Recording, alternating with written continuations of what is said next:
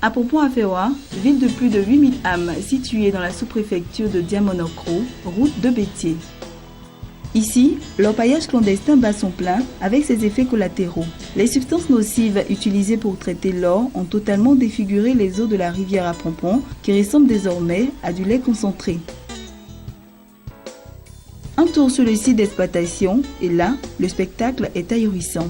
La terre éventrée de toutes parts, avec de profonds puits creusés çà et là, où stagne l'eau d'une teinte pas commode. Le comble, ce sont des plantations de cacaoyers et d'EVA qui sont détruites sur une bonne superficie aux grandes dames des propriétaires terriens.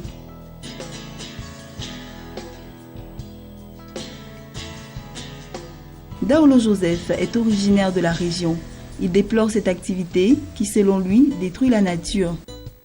Quand ils sont en train d'exploiter l'eau, l'eau qu'ils extraient, l'eau qu'ils prennent pour laver de l'eau, vraiment ça salit et puis bon, ils gâtent l'environnement. C'est pas joli à voir, donc vraiment si l'État peut faire quelque chose. Son compatriote Wonga Mbouyari, lui non plus n'apprécie l'orpaillage clandestin. Il invite d'ailleurs les autorités ivoiriennes à ouvrir les yeux sur ce qui se passe sur ce côté du pays. Bon, les travailleurs des plantations, ils tous sont revenus pour extraire l'or. Donc il n'y a plus de manœuvre. Il y a d'autres plantations même qui sont restées en brousse.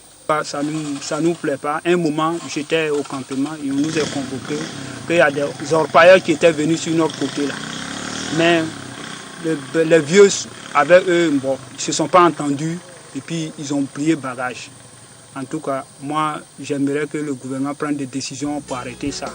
Cette activité qui ne respecte aucune norme écologique est pratiquée majoritairement par les Ghanéens, les Togolais et autres ressortissants de l'espace CEDEAO et les jeunes d'Apompon-Afewa côtoient ces derniers pour apprendre auprès d'eux. Tiendré Ogomoumouni, natif du village, fait partie de ces derniers. Nous sommes des démarcheurs. Bon, démarcheurs, ça veut dire quand les Ghanéens quittent au Ghana pour venir, quand ils viennent ici, là, c'est nous, on les suit pour connaître comment travailler là.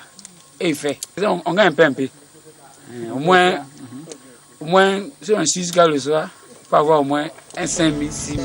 Malheureusement, avec l'afflux des étrangers, cette activité a engendré l'insécurité dans le village. Ce sont les vols à main armée, les braquages à répétition. La dernière victime, Moukaba, le plus grand boutiquier du village, qui a vu sa recette d'une semaine partie sous ses yeux. Ses frères, copieusement battus par les malfrats, ont eux des blessures au niveau du crâne.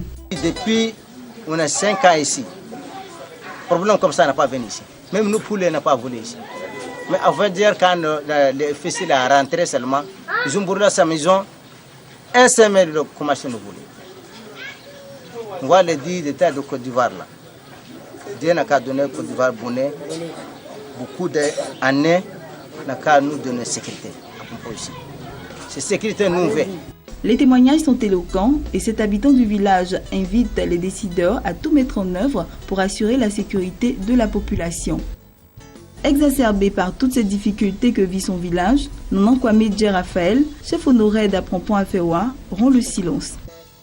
Lorsque j'étais chef, il est apparu que d'autres personnes sont venues nous demander d'extraire de l'or ici. Je les ai conduits chez le roi Nanan Bokosi III d'Abengourou. Et nous avons étudié mûrement le problème. On leur a dit qu'il est impossible d'extraire de l'or à Apompon du fait que notre pierre qu'on adore, qui s'appelait Nana Aïeboué, c'est là-bas où se trouve à peu près la grande mine.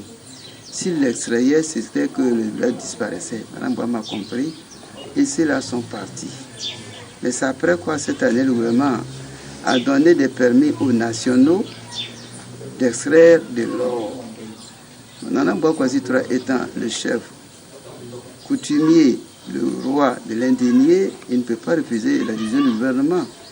Donc, ce qui fait que dans les villages, on pouvait trouver de l'or, on pouvait extraire. Mais seulement ça dépend des chefs des villages. Ceux qui vivent même la réalité de leur sol. Il suffisait à ceux-là de dire que non, ici on ne peut pas extraire de l'or. J'ai prévenu la population de ne pas accepter, mais je n'ai pas été compris. J'étais le seul à lever le doigt que ce n'est pas possible. Mais j'ai été débouté, ils ont commencé à extraire de l'or. Ceux qui sont là sont venus de partout, du Ghana, du Togo, du Mali, du Burkina, un peu. Et personne n'a son permis, hein. C'est des clandestins, purement clandestins. Vous avez vu vous-même, qui s'est présenté sur le sol. On a détruit certaines plantations de cacaoyers, certaines choses telles qu'on appelle communément les poteaux à ça. Donc disons que c'est malheureux. Et ceux même qui exploitent de l'or ici, des étrangers, vous les voyez comment ils sont habillés, des vrais bandits. La nuit, on n'a pas la paix du tout. L'insécurité règne dans le village. Nous sommes à 16 km du Ghana. Pourvu qu'un mal se réalise ici, tout de suite, ils ont pris la route du Ghana, on ne peut plus le voir. C'est ainsi qu'avant-hier, il n'y a même pas longtemps, 3 semaines, ils sont allés braquer le Mauritanien d'à côté. On lui a pris la recette d'une semaine, plus quelques marchandises. Les jeunes étaient là dans le village pénaux. Ils sont venus avec les calages. Qui pouvait intervenir?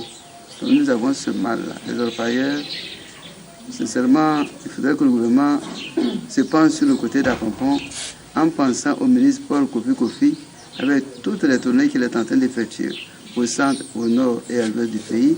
Je voudrais qu'il ait un regard sur le village d'Apompon qui a toutes les difficultés de sécurité ici. Le chef Nonan Kwame a saisi l'occasion pour faire l'état des lieux quant aux infrastructures, notamment la voirie, l'école, le château d'eau, avant d'inviter les filles et les fils cadres de la région à voler au secours d'Apompon-Afewa, qui, dira-t-il, se meurt. Plus que de 20 mots, ces préoccupations doivent interpeller tout un chacun afin de permettre à ces braves producteurs de cacao de vivre en paix, mais surtout de jouir du fruit de leurs efforts.